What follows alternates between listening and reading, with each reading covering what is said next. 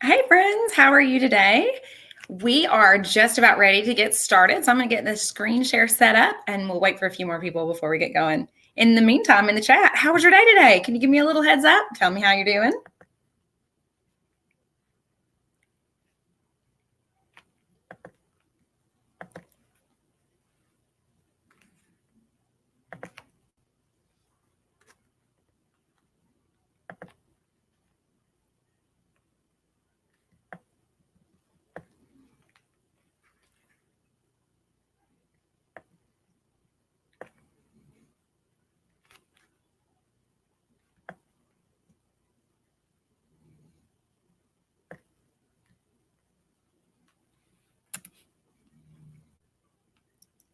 Where am I from? I'm actually in Maryville, Tennessee. Where are you from?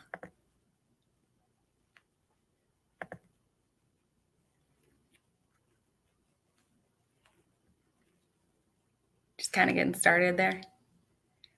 So we are just outside of the Smoky Mountains. So it's a beautiful area. I absolutely love being from here. California is a super nice place too. I've spent a little bit of time there through the years. What part of California?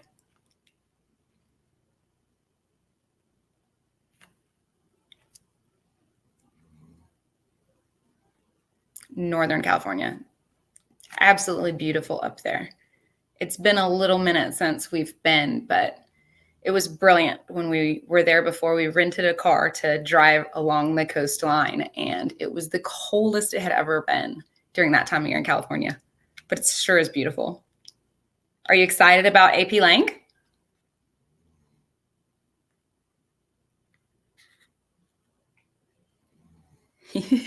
I'm not sure if that's sarcastic a little bit. What grade are you in?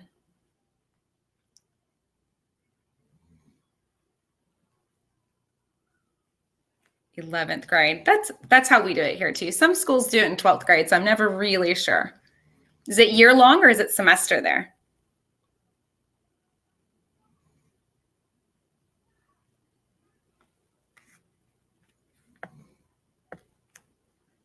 Year long. We do it that way too. I think it's better. All right, it's 6 o'clock. Are you ready? Okay, so we're going to talk today about how you can own your own growth in the realm of AP language and composition, because there's a lot that goes on, but it's also a bit more of a fast pace than a standard English 3 classroom. And so we want to make sure that we're able to do what we can and kind of take control. And so in this stream, as we look at our data, especially I think in a new testing year, it's going to be really important. So first of all, I want to point out that we are Think Fiveable, and we are here to help you reach your goals. So if you have any social media, feel free to follow us. And at the end, you can follow me directly. But we are available out there for you on Twitter, Instagram, and then we do have a YouTube channel. So I'm just curious over here in the chat, is there anybody over here that's following live and has access to that whole thing so that you can go through and pull some of our other Fiveable presentations? We seem to be a pretty close group here, so we'll reference some of the other groups in this stream, and it's nice to know if you're going to be able to go back and pull those files or not.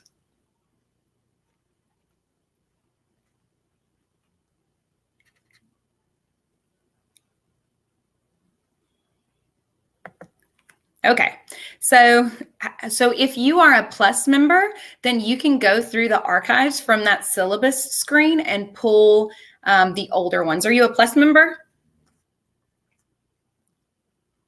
We'll have to, you might want to look into that and see if it's something you're interested in. I have several students who are doing it and they think it's well worth it. I think it's well worth it, obviously, because I do this now, but I think it's a great tool. But it enables you and empowers you to take charge of your learning, because if you're in class and your teacher's working on something in the lesson that you just don't get, obviously you can always send us a question and we'll get back to you as soon as we can. But you have the option when you have that Plus membership that you can go through all of our files and all of the past episodes, I guess, if you want to call them that. And so you can pull from there and you can see anything that connects with whatever your teacher may be talking about. So it's something to look into. All right. So As we get started, I do want to give you a heads up of what is coming up soon, so you can go ahead and get this on your calendar. First of all, on the 7th at 8, we're going to do an article of the month, and that's going to be very exciting. On the 10th, we're going to look at rhetorical analysis thesis statements. And as you are aware with the new rubrics, the thesis statement is either all or nothing. So that's going to be a super important one for you to join us with. Later this month, we're going to look at rhetorical analysis, organization, and timing. And we're going to transition into on the 16th, that'll be with me again. We're going to look at the multiple choice and timed practice. Why is that so important, and how can you grow from those experiences? And then our focus on rhetorical analysis does continue on the 21st. We're going to look at analyzing the things that are worth analyzing. So I'm sure that you've thought before, or you've heard me or any one of us here at Fiveable say, don't write the Holy Trinity paragraph with the ethos, logos, and pathos. So we're going to look at some different things that you can identify that are worth analyzing and that lead to the effectiveness. And then on the 30th is going to be the current events. So you want to make sure that you follow up on all of those. We do have one other one that we're going to look at adding. So make sure you stay tuned for some updates as well. Any questions on what's coming? Okay, I'm super curious. I'm in a lot of different areas and talking to a lot of different people. So in your class, have you all started with rhetorical analysis yet? Because that's where we've been looking. Okay, got some yeses. Talk to me. So with the no, are you doing just an introduction, or are you moving into another type of writing first?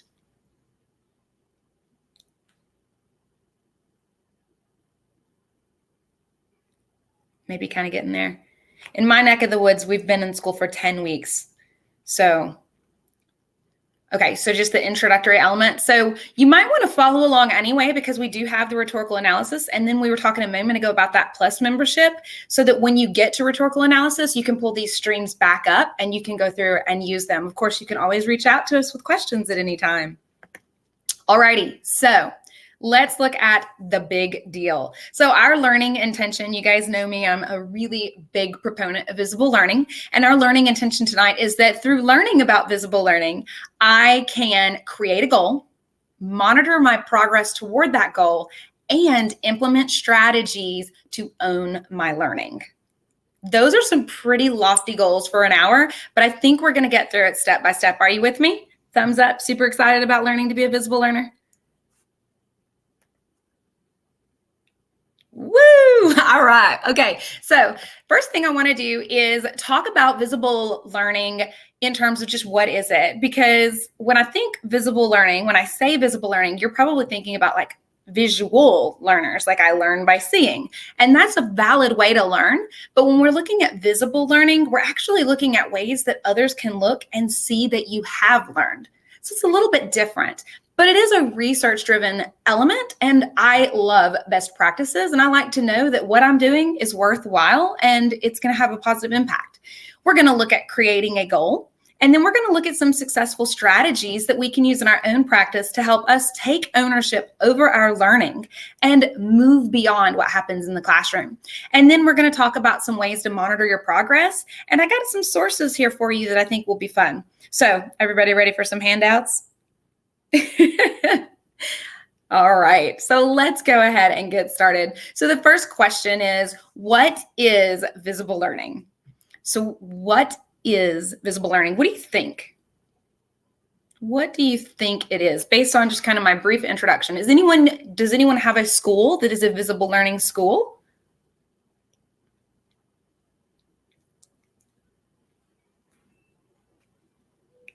All right, that's okay, because visible learning is about you, the student, not me, the teacher, and not the school. So just a little bit of background. We've got John Hattie, and he's got this database of over 1,400 meta-analysis with over 70,000 studies and 300 million students all over the planet, okay? And so for that reason, it's viewed as the largest educational research, and it changes every year. So he puts in all of these studies that are constantly happening, and it's updated about every June. So we're going to be looking at the most recent update, just in case you are familiar with it. So the focus is on you the learner, and you needing to prepare for your future. But we want to make sure that you are empowered to take ownership of that well. So if we look at how that's defined, John Hattie says, students who exhibit the self-regulatory attributes that seem most desirable for learners: self-monitoring, self-evaluation, self-assessment, and self-teaching. Now, that sounds a little weird, right? Like, you got a teacher, but how do you self-teach yourself? What do you think?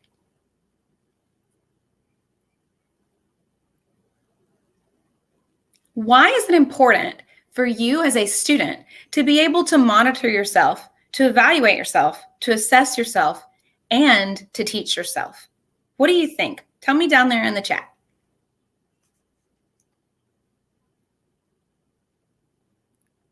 You definitely want to read and practice as you're going through the text, but we want to be able to own the thinking processes, the problem solving, and use those in other circumstances as well. So for example, in your classroom, yeah, you do have a teacher, and your teacher definitely helps you to learn things. You have an objective and you have standards and essential questions and all of these great things. And you try it in the classroom, and then you go home, and what happens? Sometimes you forget. But if you're really applying those principles outside of the classroom, outside of homework, and in the real world, when you're trying to understand what Lizzo's talking about when she says truth hurts, then you're going to do a better job on the AP exam as well. Are you with me? Was that an okay song reference? My 5-year-old daughter loves that song. Okay, so visible learning, as everything else, comes with this cycle. And I want to draw attention to the arrows because they constantly kind of ebb and flow, and they work together and they go together, because the first step is you have to understand your current performance. So show me in the chat, do you feel like you have an understanding of what you know and what you don't know? Anybody? Can you give me a thumbs up? Like, yeah, I know exactly what I don't know. Okay, so that might have come out a little bit weird, but not just what you don't know in terms of I don't know anything or I don't feel like I know a lot of things. We want to focus on what we do know so that we can grow what we don't know. Does that sound a little better? A little bit doable? In order to look at what we do know, we have to figure out what the expected performance is, and we have to be able to recognize the gap between those places. And once we recognize that gap between this is where I'm at and this is where I need to be, we need to have the structures and strategies in place to close that gap, to bring us up to where we are. And this can be really challenging in the AP classroom because sometimes when we're in there, we haven't really been challenged before. That's the reason we're in an advanced placement classroom, because the regular classroom wasn't a challenge. Or maybe you just want to challenge yourself, and that's why you're kind of pushing yourself to do a little bit more and to be a little bit more. So where do you think you are in these phases? Would you say you're 1, you understand your current performance? Would you say you're in phase 2? You're beginning to recognize a gap between where you are and where you need to be. Or 3, you are good and you are ready to implement strategies to close that gap. Where do you fall right now?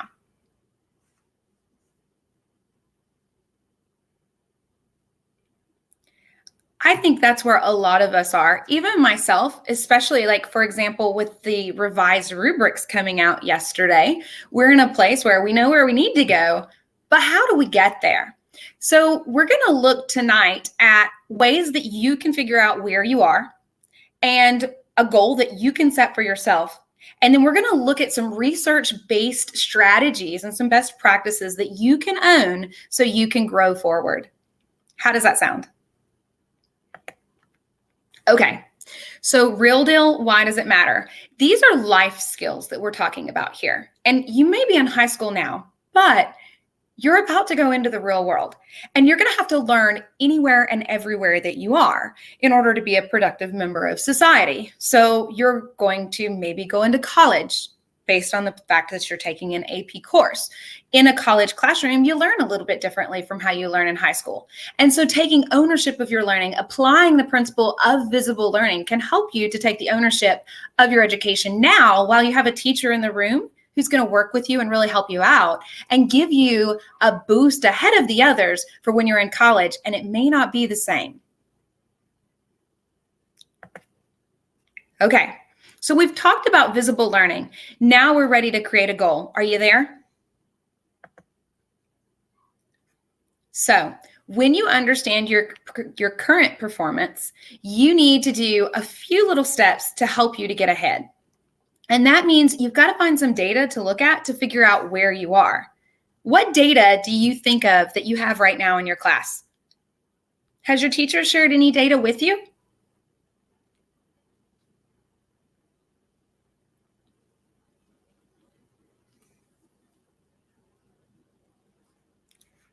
Sometimes it can be challenging to figure out your current performance, especially in the beginning and when you're not really sure of what you're looking for. So, how do I figure out my performance? The first thing you can do is look for signs of your academic ability anywhere that you can think of that data may exist. So, maybe there's some data from last year that you can start with, your English 2 end of course or end of year test that you're required in your school and in your grade. Maybe it's something as simple as your reading Lexile level. Do you guys know your reading Lexile level? Give me a thumbs up if you're like, I am reading at blank level. And give me a thumbs down if you're like, I don't know what you're talking about, Stephanie Kirk. What do you see?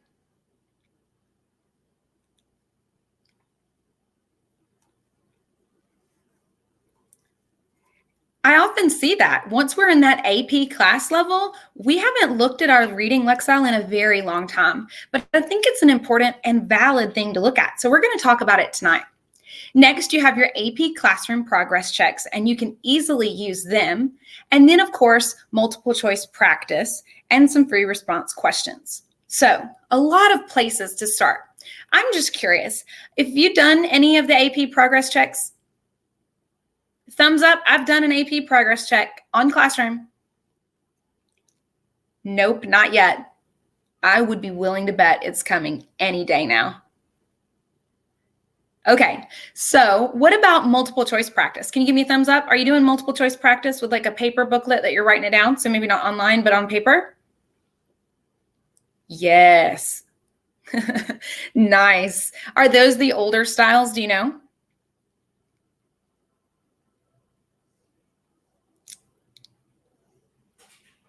Okay, so the multiple choice questions did change just a little bit. So that's why I was asking about that. So, okay, what about free response? Have you looked at some of the free responses and had the opportunity in your classes to sit down and actually see where you stand? We're talking sit down, look at it, 40 minutes-ish, maybe a little bit more to write an essay and feel that pressure and see what you've got in you. Have you done that yet? Not timed. Okay. So we'll talk about the importance of time tests in another stream, but think about the way that impacts you when you're working on it, okay? All right. So I have a few things here for you. And if you're starting blind, like you don't even know where you are, which I think is pretty common when we get to this AP level, the first thing you can do is start with the released AP tests. So I'm willing to bet the multiple choice practice that you're doing in your class is going to be what we're looking at here. So you want to know, where in the world are you? And with those AP tests, your teacher, when you're using them in the classroom, now they can't give you the tests to take out of class if they're using an AP one, but generally they can go through and you can look at the specific skill that's addressed by each question. So you can categorize and monitor those skills areas. Have you done that with your multiple choice practice in class?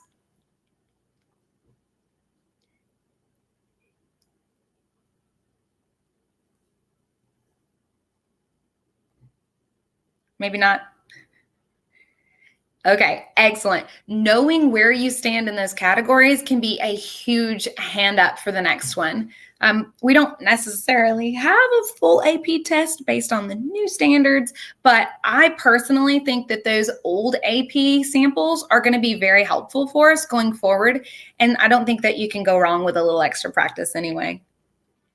Okay, so the next thing is the skills matrix. So what I have for you is an actual link to the skills matrix for the current standards. Okay. So did you guys go through the app? Do you have the link to that?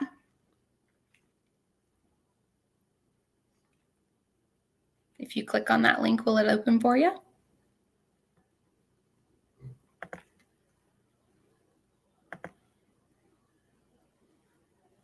pull it up for you and send you a link just in case to make sure you have it.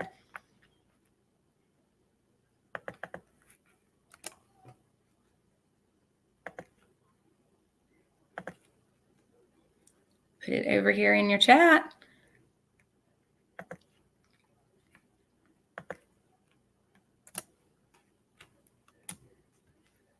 Okay, is that open for you?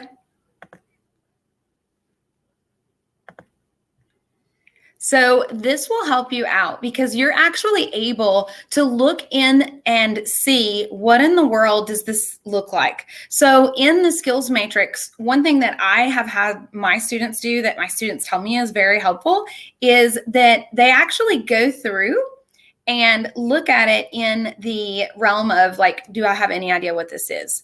That can be a big leg up in terms of the skill. So you can just go through, look at it and think, hey, I'm completely clueless.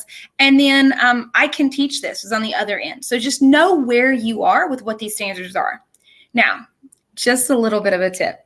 If we look, say, for example, at 1A, it says identify and describe the components of the rhetorical situation: exigence, audience, writer, purpose, context, and message.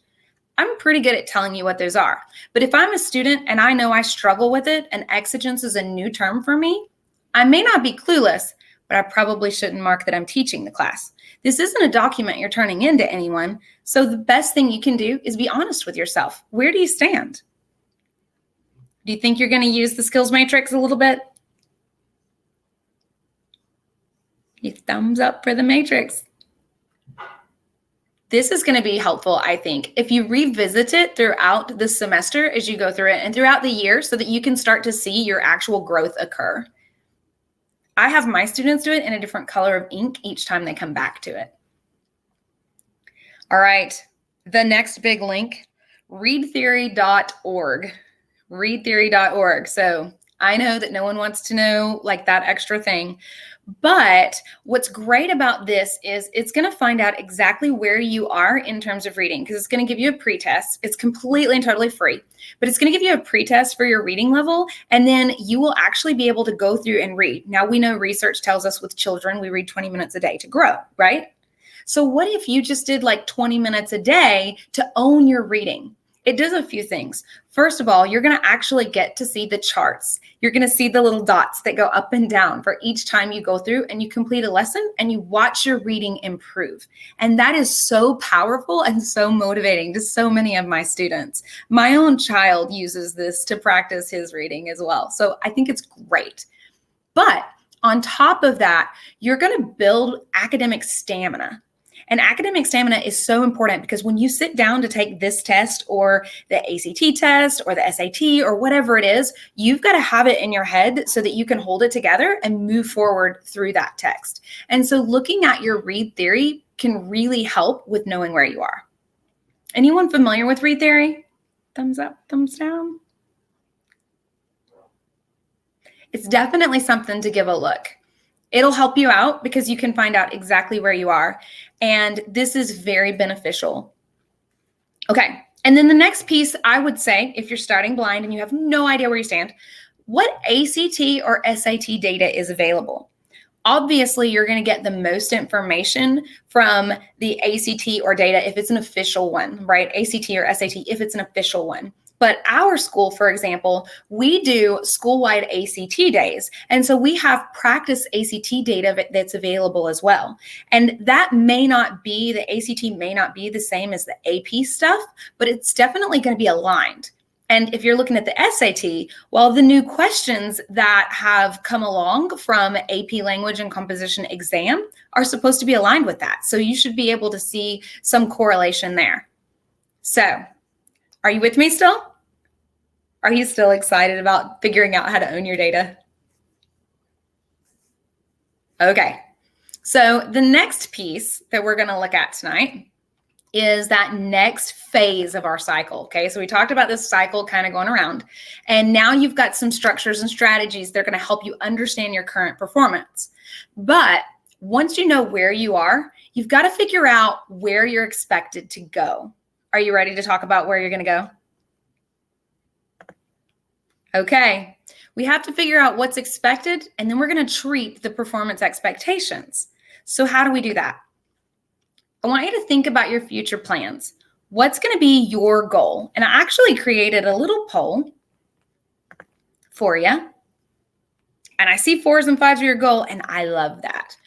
But just in case, I did want you to be able to use this link to kind of see what the expectation is for your college, wherever you're planning to go. Do you guys know what the expectation is at your college? Give me a thumbs up if you've done this before, if you've looked it up to see what college credit you're going to get in your class. Has anybody looked that up?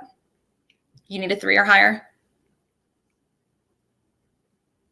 Okay, here's a question, bonus question.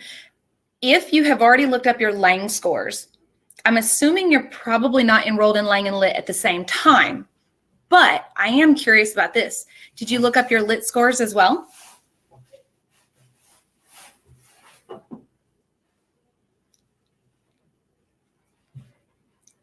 Just curious. Okay, so when you create that goal for you, based on what you're seeing in the college that you want to go to, we're going to be here for you because we're going to help you meet that goal. Just looking forward to you coming every stream that we can. But here's your next step, and this is your homework from Stephanie Kirk. I'm going to tell you that I want you to take your goal and I want you to put it in a few places where you're going to see it throughout the day. I'm talking in your locker, the front of your binder, and your notebook. I mean, you can tape it to your mirror in the bathroom if that's what you want to do, but I want you to see your goal each day because we know that a goal that is not written down is a dream, but a goal that's written down has a plan that comes with it. Because if you're going to take the time to write it down, you're going to take the time to come up with some steps, right?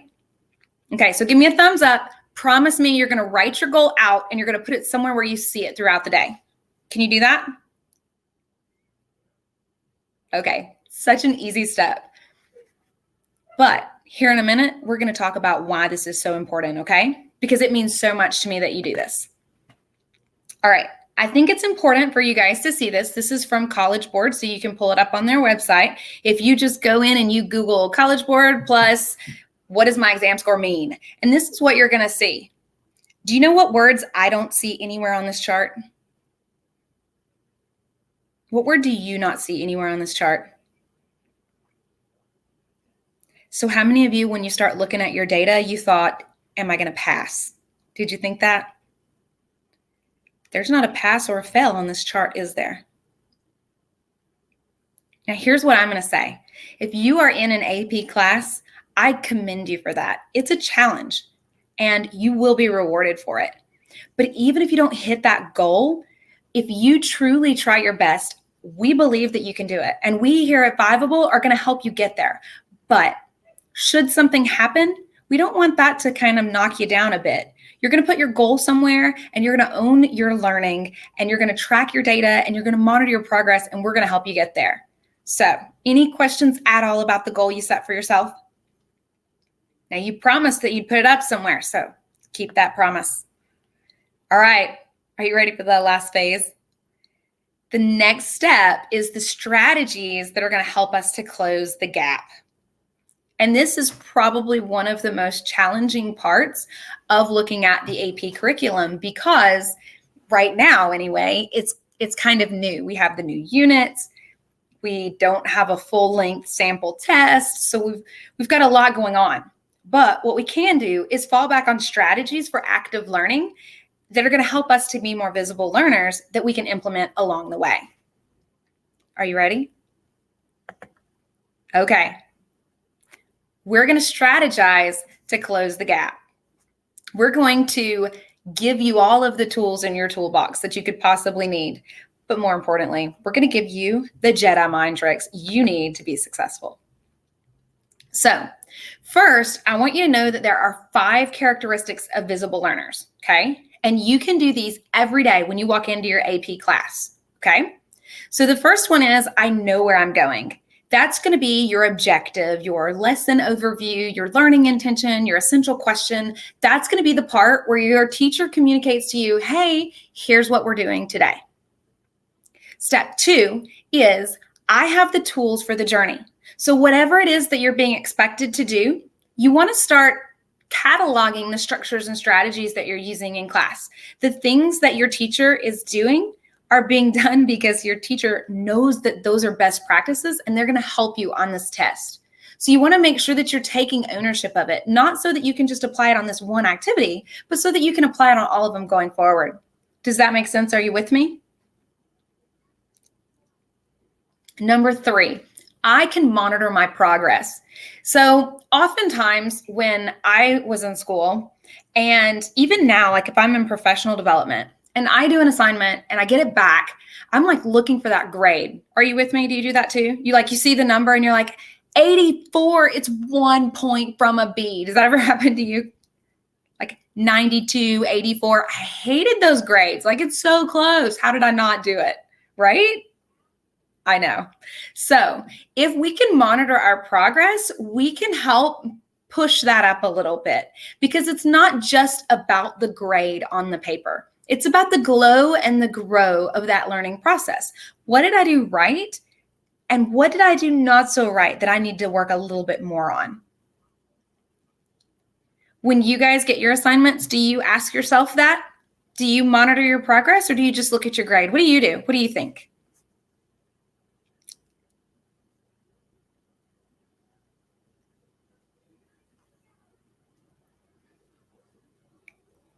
No thoughts on that. Okay, well, the next one is I can recognize when I'm ready for what's next. So when I'm doing one step in my process, if I know I'm going to do the synthesis essay and I'm going through and I've been monitoring my progress, I know exactly where I stand, I'm going to start with it, but I'm going to recognize when I'm ready to move to the next piece. So once I've gone through and I've annotated my prompt, I analyze what I'm doing, I know my background, I know my advice, I know my task, I'm ready to move into reading the text. Now I know how to annotate that. So I'm recognizing when I'm finished with this chunk of my learning, or I'm finished with this chunk of demonstrating mastery of my learning, and now I'm ready to go to the next step. Okay, are you ready for the last one? I know what to do next. This one can be a challenge because I know that I've had times when I'm like, I don't even know what to do. What about you guys? Have you been there before? Maybe your teacher gave you a writing prompt and you looked at it and it was an older text and you were like, I don't even know what he's saying. Has that happened? The good news is, in the AP Lang class, what we're going to see is that we can focus on what we do know in order to get us through what we don't know as well, or what we don't know yet. How do you feel about that? Can you do these 5 things? Can you commit to it? To paying attention to your objective and your learning intention? To recognizing the tools that your teacher is arming you with so that you can use them in the future?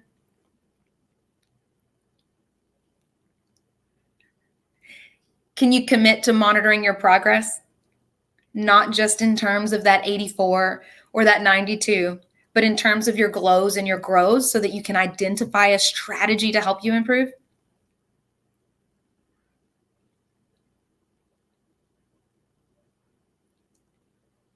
4 and 5 may be a little bit more challenging, but I'd be willing to bet that your teacher has some sort of tutoring hours before school or after school, or even an email address that you can communicate with them about when you're ready for what's next and what you need to do based on your specific data. Your teacher is going to know what you're capable of because he or she has been going through all of your work this whole time. They've been a part of your discussion and they have data for you. And so you can go back. Okay, I hear you. 3 AP classes is hard. That is a true statement. And I see that with my own students in my classroom as well. And then you throw in that like you have an AP science-based class, an AP math-based class like stats, and then you have AP language and composition. And there is a tremendous amount of work to do. So time management becomes a big step there, doesn't it? Have you tried talking to your teacher about the load?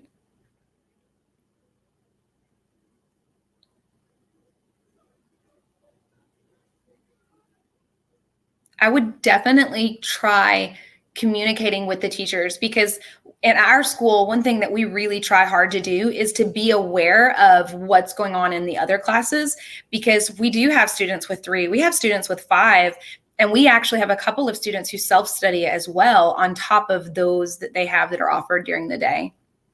But if you focus on what you do know and what you can do, then you're going to be able to grow and produce the gains you want to see. You're going to reach that goal that you promised me you'd hang up where you'd see it throughout the day. Do you believe me? More importantly, do you believe in you?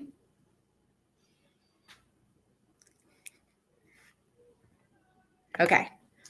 So, what can you control? What are some examples of things that you personally can control? Because there's so many things out of your control. But if we focus it in, can you tell me in the chat, what is something you can control?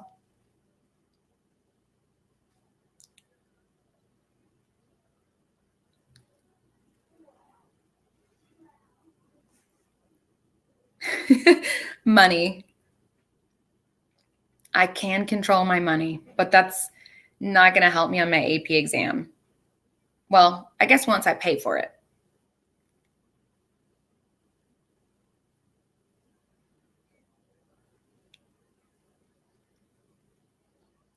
Completing your work on time, 100%. You can control that.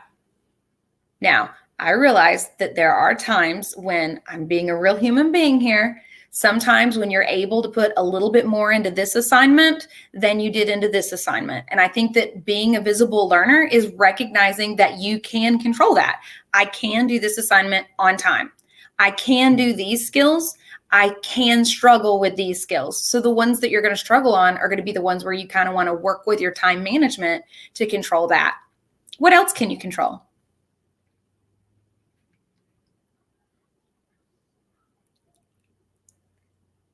Okay, if we look back at this guy, John Hattie, and all of his research, oh, that one is such a good one. She says, my attitude, I can control my attitude. That is so important. I love that you are owning that. You are so brilliant. Everybody, that is so cool. Oh, yes, you do have that. That's true. You're in control there. So let's look at a few things that you can control. So I mentioned visible learning and I mentioned John Hattie. And in the end of tonight's stream, I actually have a slide so you can see the books where I've pulled this from. And I'll send to you an email that has a PDF with this on it. This is the June update. So basically, what you see is this color realm of things that are driven by the student, okay? And these are the things that you can control a lot of these elements. Now, you're like, what do these numbers mean? This is AP Lang, and I'm going to tell you what these numbers mean. So when we look at effect size, the thing that you are doing has an effect on you to some degree.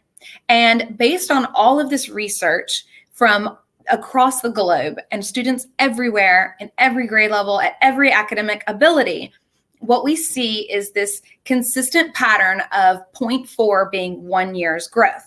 So theoretically, if you go to school for 1 year, you should grow 1 year. That makes sense, right? It definitely does.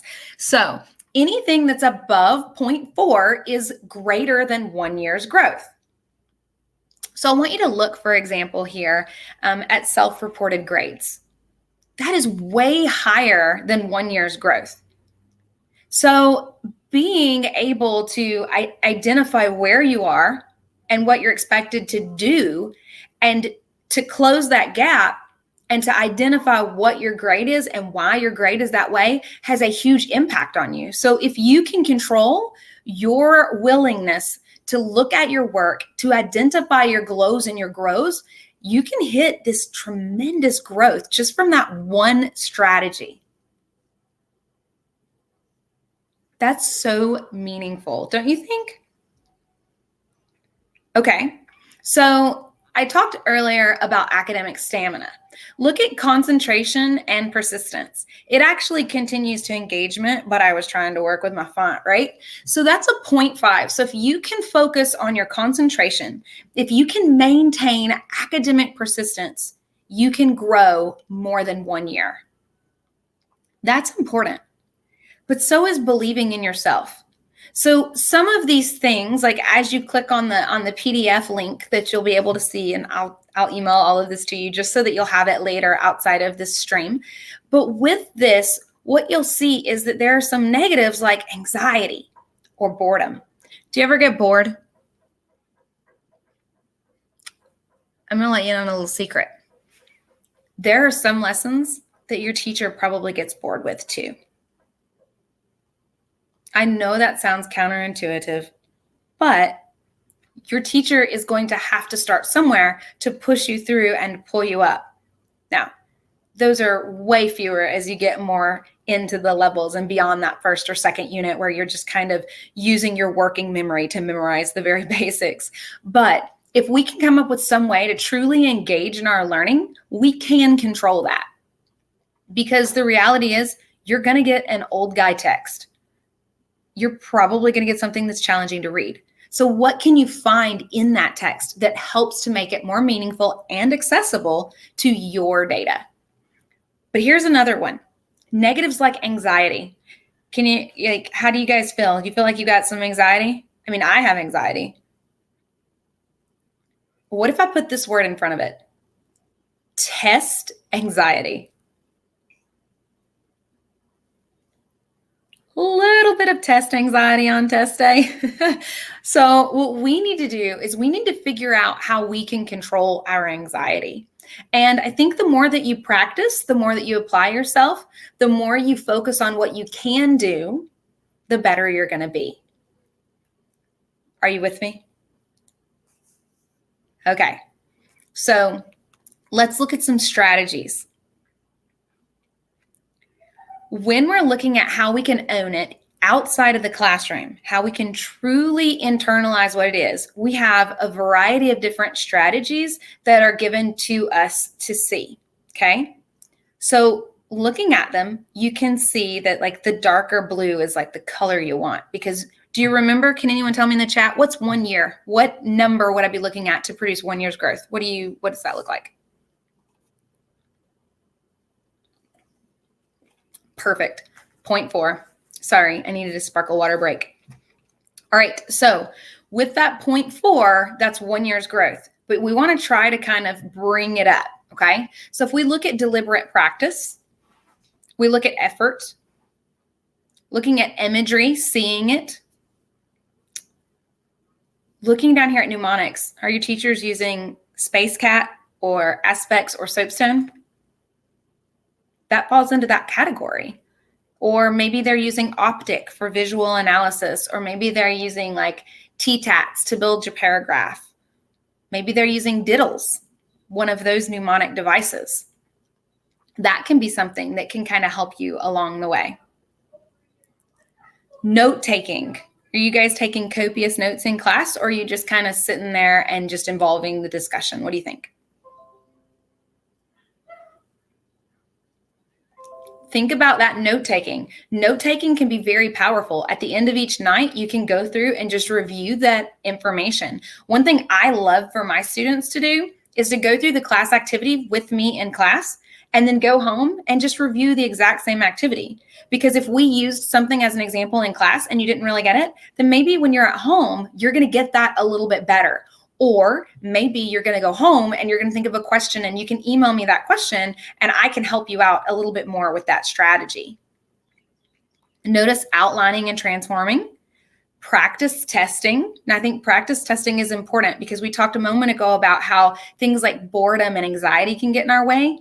But if we can buckle down and feel the anxiety of the test before the real thing, then that can truly help us out because you know what to expect. And you can brainstorm some strategies before you walk into that real situation.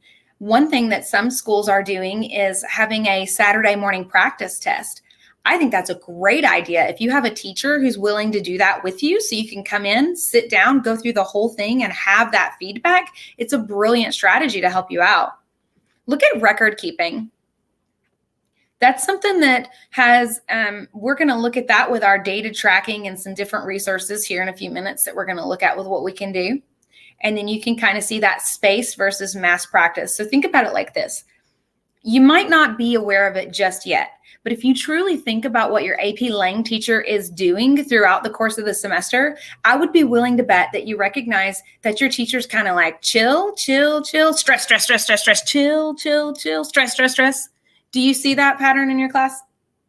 Can you give me a thumbs up if you're like, yup, absolutely. You know what? It's intentional. It's not your teacher's just being spaced out. It's not that your teacher doesn't care this week and she cares more next week. It's none of that. It's that research shows that helps you to learn to manage the overwhelming academic stamina that's required. I do the same thing in my class too. Does that make you feel a little bit better about that? It can definitely be something that pulls you up. Looking down a little bit further, integrating the strategies with prior knowledge, especially if you're in APUSH. Is anyone in APUSH in here? Can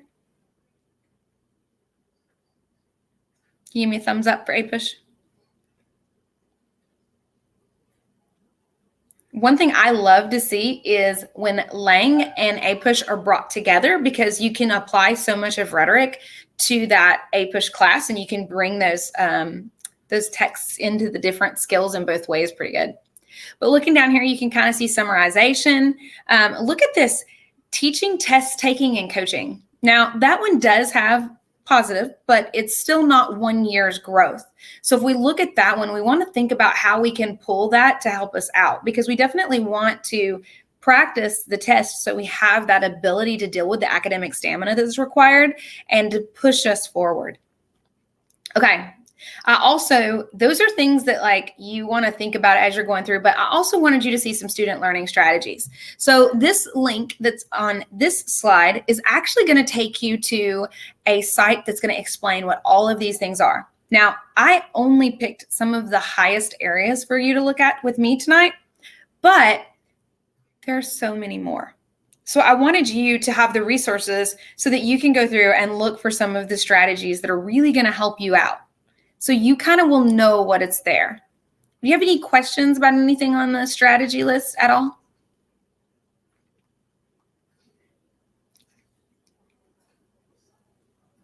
Okay. So what we're looking at is owning our learning, how we can become the master of our fate, because it's so easy to let other things get in the way.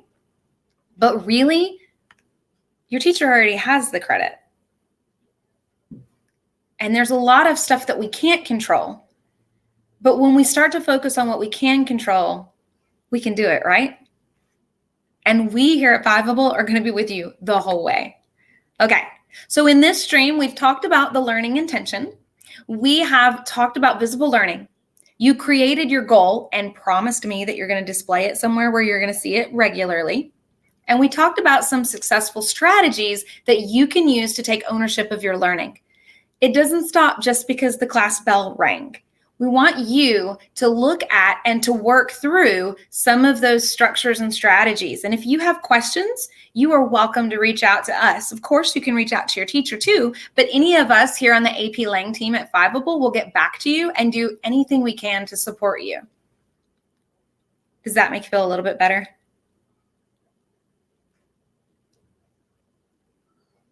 Okay, so monitoring progress. First step, revisit that skills matrix, okay? As you go through the year, you should see your skills increase. So thumbs up, you're going to use the skills matrix. Do you see it? Are you going to use it? Lovely little PDF there. You can even take it in tomorrow. Hey, I learned this from Fiveable. They shared this cool resource with me. I thought some of the other kids in the class might benefit. All right, next thing, number 2, use readtheory.org. Your school may have a universal screener, something like the STAR test or Reading Plus or something like that.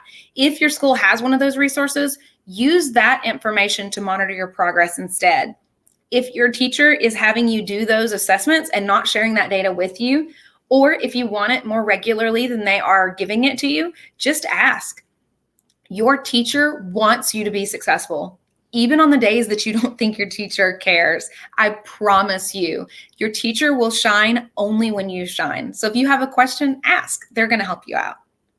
Next, look at existing multiple choice passages. Now, obviously, you guys are not going to have access to all of the AP ones that your teacher will have access to, but there are a lot of other resources out there. And I think it's only a matter of time before we start to see some updated resources that we can study with that have a big bank of multiple choice passages. I know at Fiveable, we actually have a content team that's working on creating stuff so that we can help you with that as well. But you can track your growth on these. So if you click that link, do you guys have the link open?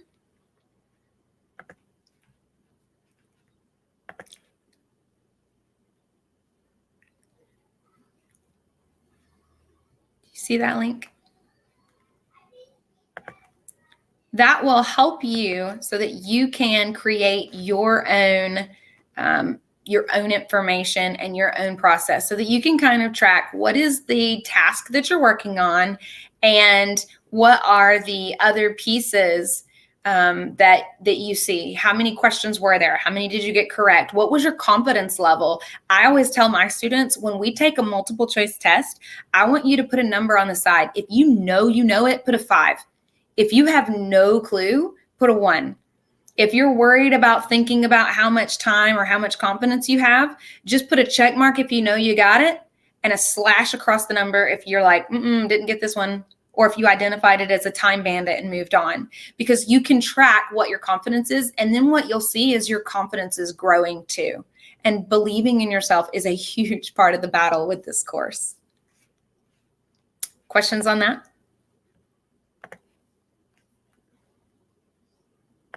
Okay, so the next thing is going to be to use the new rubrics to track your growth. Anyone know why I say new rubrics? What do you think down in the chat?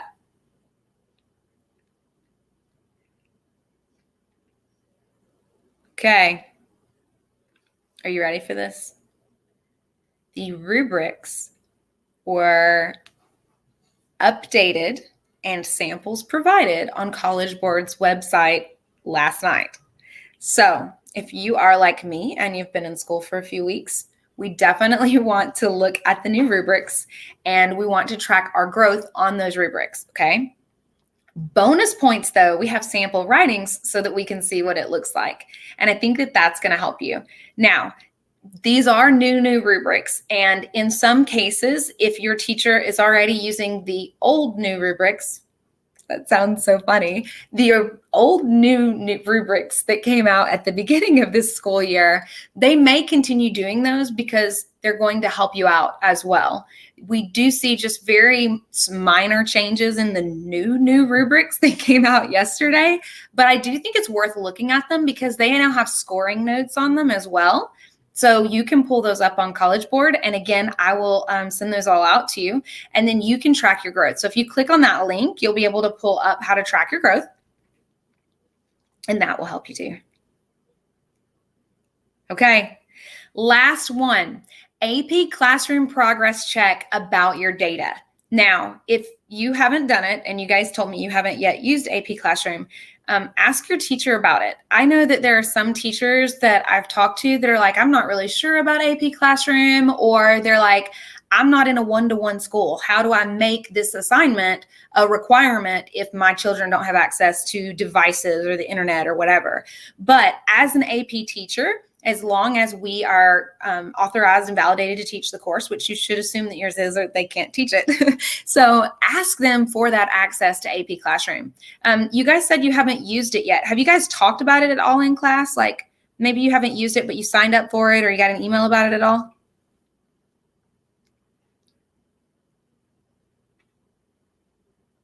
Signed up. Yes, that's the biggest part right there. So as you go through and you do it, it's going to let you see where you stand. So just to kind of get your mind wrapped around it, that first progress check that you're going to take, it's going to have 9 questions, okay? I'm not going to tell you what they are, but they're going to be on the Unit 1 skills.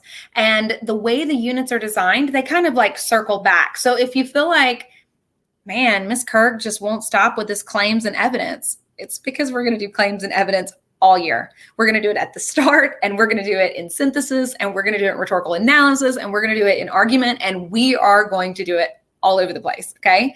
And so we see that they kind of lap back. So your teacher will have data to show you kind of your progress. Now, you won't get much until after you've done a few different examples on that progress check. And so the more that you do, the better it will be. But again, it's going to take time because your teacher doesn't want to give you that progress check before you've had the instruction. So you won't get that first one until after unit 1, and you won't get the second one until after unit 2. Okay? You feel a little better about that now that you know kind of what to expect? Excellent. I think it's an amazing tool, and I'm very thankful we have it. But my favorite is still Fiveable for right now. Okay, look at that. We've done it. We've done everything we set out to do. Do you think we have? Okay. So when I did my first stream, someone said, this is all great, but what do you expect in your classroom? So is that what you're wondering now? Like, okay, Stephanie Kirk, what are your expectations? Because I have those for you. I was prepared. My first expectation is to just do the work. I always tell my students, it's okay not to know yet, but it's not okay not to try. So whatever I give to you, I just want you to do it. Just try it and always put your best effort forward. And in the process, if you have a question or you have a roadblock or whatever it is, put a note on the assignment so that I can see that your brain stumbled here. Because when I go through, I grade every single word that my students write. And I would bet that your teacher does too. Anything that's on there, we can use to monitor the progress and to modify the instruction to meet your needs. The next thing is I want you to ask questions. It's important because if we don't know that you're struggling and we don't know what your question is, we can't help you. But I would be willing to bet that if you ask the question, somebody else in there had the same question, but they didn't want to say it. One of my students said it best a few years ago. They said, sometimes I don't ask the question because I'm in a room of the smartest people in the school and I don't want to look dumb. But what if other people have that question? Asking questions will never make you look dumb. Asking questions can only make you smarter. Next thing is use Fiveable. I've put it out there. I've said, hey, here's the stream tonight. Let's make sure we're using it. I want them to study the vocabulary. It's true. The vocabulary is not as much of an important thing this time as it has been in the past, but it is still going to give you a leg up on the competition. So make sure that you know them. You might not know every single strategy, and it's totally acceptable in your free response to say, this is what they're doing and not to name it. But really, is it that bad if you're able to recognize it? Because that might also help you in some other areas of the test and definitely in other areas of your life. Next, I want them to compare yours to the model. Like when I give an assignment and I expect you to go through and to do it, and then I'm like, okay, here is what AP would say. This is what it would look like on the rubric, or this is what this introduction rhetorical précis would be. I want you to compare yours to the model, and I want you to reflect on the differences. When you get an assignment back, I want you to look at the differences. If we've done an AP test, I want you to come in and make corrections. Understand why you're wrong. Because when you understand why you're wrong, you're going to be more empowered to get it right in the future. So set goals for yourself and then monitor your progress towards those goals. I sort of force that issue in my class, but I also want there to be some ownership as well, because maybe I'm not always going to be there for them. They're going to leave my class soon. But monitoring progress is something that's going to help you in the real world and throughout the rest of your life. Okay, any questions about my expectations? All right. Our goal tonight was to really focus on how we as students can own our own learning, how we can take charge in our circumstances. Maybe our teacher goes on maternity leave. Maybe there's 1,000 snow days because you secretly all hope for them. Maybe there is a flood or a hurricane that closes the school. Maybe there's none of those things. But would it really be that bad if you were able to take the ownership of your own learning?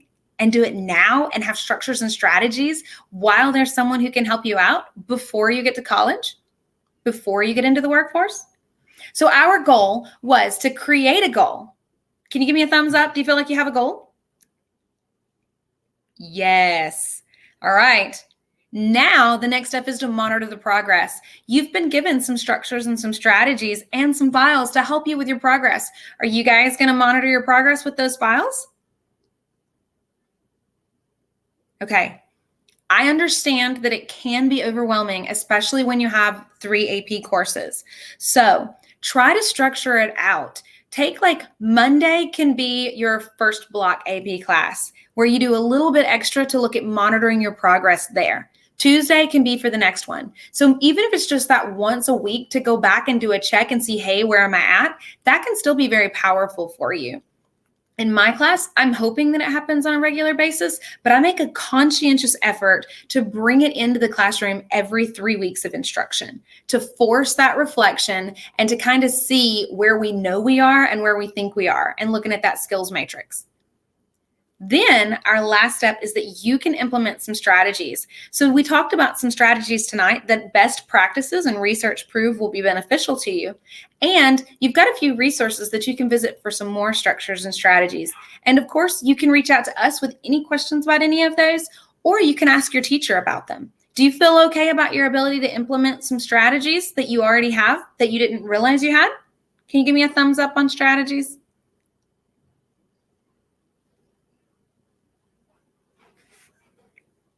Okay, here it is. Helpful resources. This is just going to give you those links again. It's going to give you the effects chart, that PDF.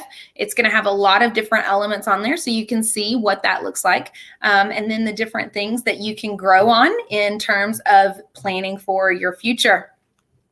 And do you have your calendar ready? Let's make sure you have these things down, okay? On the 7th, we've got the article of the month. On the 10th, we have the rhetorical analysis thesis statements. It is our focus on rhetorical analysis right now. So you're going to see that later this month as we go on down. I've got a few dates here for you. Watch for some extra pop-up streams over here in AP Lang. Maybe you get a Google form asking you what you need help learning today. That would be a huge thing. Or if you have some specific skills and topics that you want to type over here in the chat, I can definitely communicate those back to the team and we can get back to you with those so that we can see, hey, what are we struggling with? And that'll kind of help us out. Okay. Any questions at all over what's coming up? All right, friends, that said, it's 7 o'clock and you want to go. So I have our stuff here. If you are not already following us on social media, please do at Think Fiveable. And we're on a variety of sources. And then, of course, me, I'm Stephanie Kirk. I am a teacher at Heritage High School in Blount County, which is in Marable, Tennessee. Lovely right there in the shadow of the Great Smoky Mountains. If you have any questions at all, you can reach out to any of us here at Fiveable or at me. You can DM me on Twitter at Kirk's Corner. I look forward to seeing you soon, and I hope you have a wonderful day. Any questions? We'll see you soon. My pleasure. You guys have a great night.